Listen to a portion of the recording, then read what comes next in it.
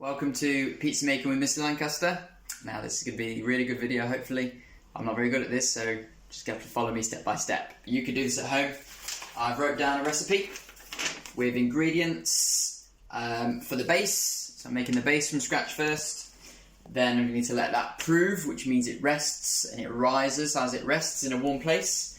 And also got ingredients for the toppings and also a method, 7 parts to the method as well. So let's start with the ingredients.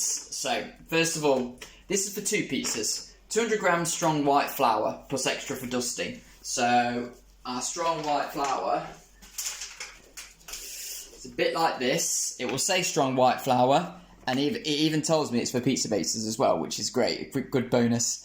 It's also the same flour used for making bread as well. So I'm going to use half of that because I'm only make 1 pizza. So I'm going to half these ingredients to make just 1 pizza. But you will obviously make more than 1 for you and your family. 7 grams as well of fast action dried yeast. Now this is what the box looks like. Fast action dried yeast. It's very hard to find in the supermarket sometimes, but you have to go to the home baking aisle, see if they've got any in stock. And this has got 8 sachets, and it says 7 grams of fast action dried yeast. And if we look at the back, it says 8 times 7 grams. So it has 8 sachets times 7 grams. You need 7 grams or 1 sachet, one of these, just half of so one of these, all you need to make the 2 pizzas. So I'm only making half of one of these sachets, which I've already got here, as well as a pinch of salt, 140 millilitres of water warm. So what's half of 140? That's right, 70. Excellent. So, and then also 3 tablespoons of extra virgin olive oil. Here's some extra virgin olive oil.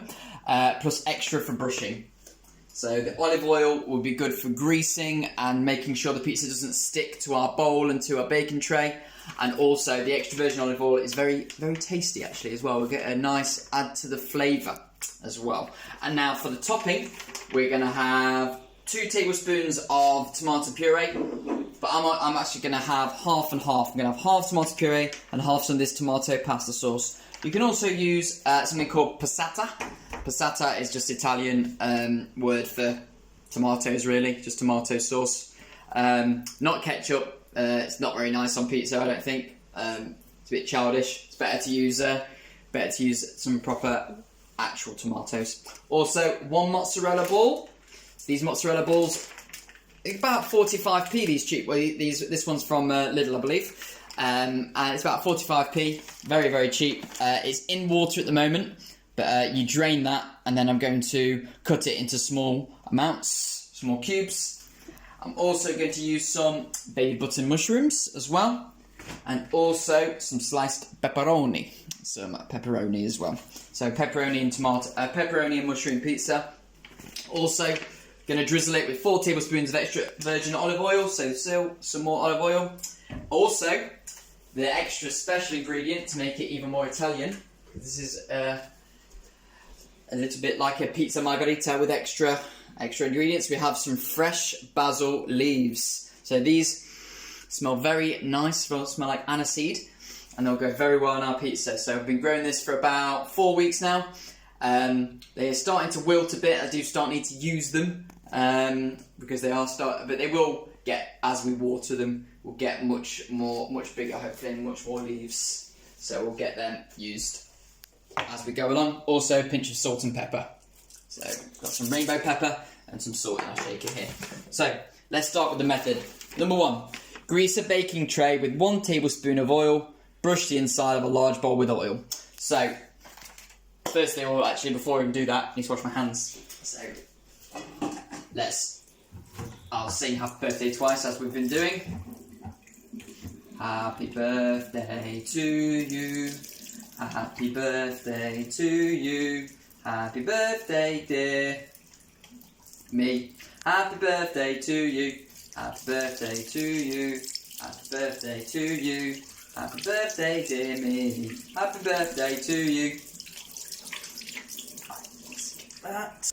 Okay, method number 1.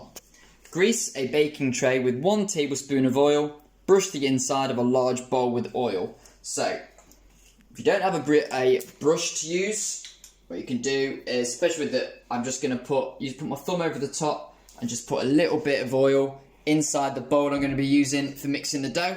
I'm just going to spread that all around the inside, get it nice and greasy, because what we don't want to happen is for the dough, the pizza base, the dough to stick. We want it to be all together as much as can be. Get it nice and greased there. Number 2, to prepare the dough, put the flour, yeast and salt into a large bowl, making a space in the centre, and pour in the warm water with 1 tablespoon of oil. So I've measured 100 grams of flour. So that is, I put it on the scale and it measures 100 grams. So you see it's halfway between the 0 and the 200. That's 100 grams. And now let's get the yeast out of the packet. The dried yeast. So here is the fast action dried yeast. I'm just putting that there into the flour. Okay, and a pinch of salt, just a little bit of salt. That's a pinch. And now I'm pouring it in the bowl. And now I need to get the water warm. So that's 70 grams of warm water. A very big jug there. 70 millilitres even. So the dry ingredients are in the bowl now. So it says to prepare the dough, put the flour, yeast and salt into a large bowl, which I've done. Now I need to make a well or space in the centre before I pour in the water. So I'm going to just make like a space in the middle with not much of the ingredients in there. There we go. So there's just a little hole just in the middle there, a little space. And now I'm going to pour the water in to the middle.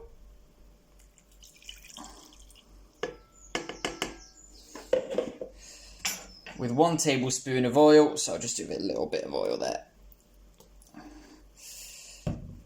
And use a wooden spoon to mix everything together to make a wet dough. Now I've seen this little trick on this morning. You use the back of a spoon and it actually helps not get the front of it, get everything to spoon. So now I'm mixing it up to make the dough. So I'm just mixing that together. Look, as you can see, look, very little flour left, if at all, just a little bit left up the side here. The dough's getting nice and wet. It's getting very wet, but it's sticking all together. It's starting to get a little bit heavier.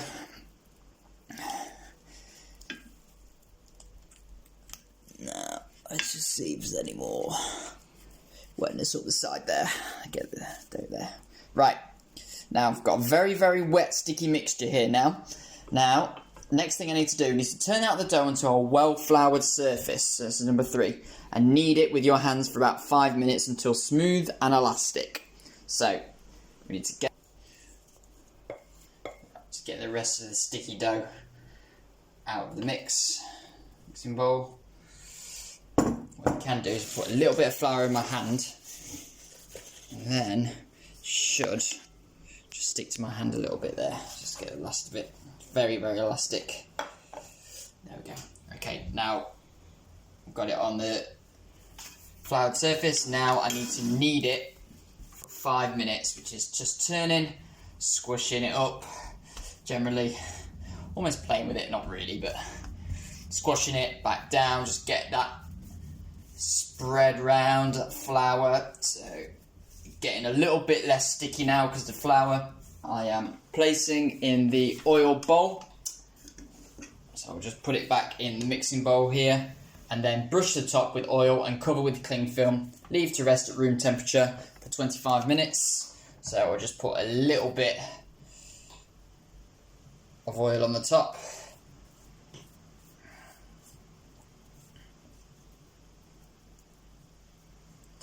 Now we need to cover that with cling film. So it's been cling film now. It says leave for 25 minutes, but because we're only making one, I'm going to leave it for 15 minutes and see it hopefully look a lot higher. Should have risen a bit. Should have gotten a little bit bigger. So let's check back in 15 minutes. Okay, now that's proved for about 20 minutes. It has grown quite a bit. Now it's been rested, so once rested, turn out the dough onto a well-floured surface. Use your fingers and palms to push the dough out from the centre to create a round disc about 25 centimetres in diameter.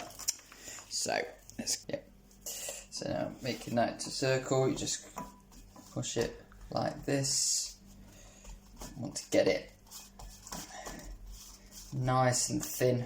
The Italian way, it's nice and thin.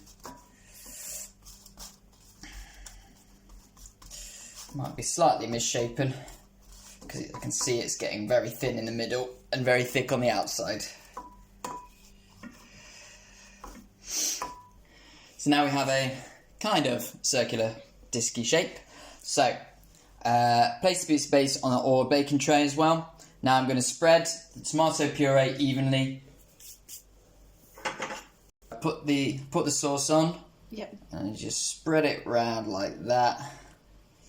You kind of want about a finger gap from the edge, so not quite covering the whole surface, but most of it. Some ratios for the toppings. So here I've got groups of mushrooms into 3, and for every 3 mushrooms, we're going to have 1 piece of pepperoni. So how many pepperonis would that be? So I've got 3, 6, 9, 12 mushrooms, and the ratio is 1 pepperoni to 3 mushrooms. So for every 3 mushrooms I put on the pizza, I'm going to put 1 slice of pepperoni.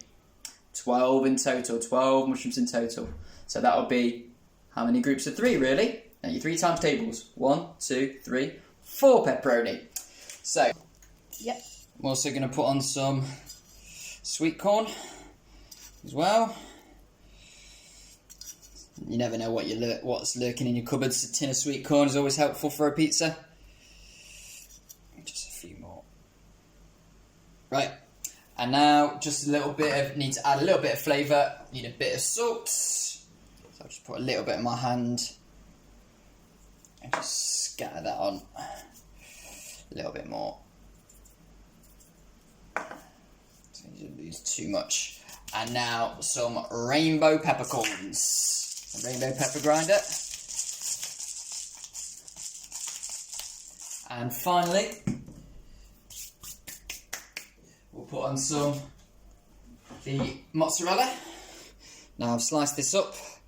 We scatter this on. Bread, so you don't want to put it too close to the edge, or it will fall off the pizza. It will slide off the pizza. Little drizzle, oh, that's a bit too much. Oh my god, oh. A little bit too much oil, but you just got to be more careful than I am. I'm going to cook it in the centre of the oven for 18 minutes or until golden brown. 2 minutes before the end of the cooking, I'm going to scatter over the basil and then continue to cook it. And you could serve it hot with a side salad. It'd be a good idea to put it with it. And that's in the oven, and I'm going to check that in 16 minutes and put the basil in. That's been preheated to 200 degrees, or gas malt 6 if you have a gas oven.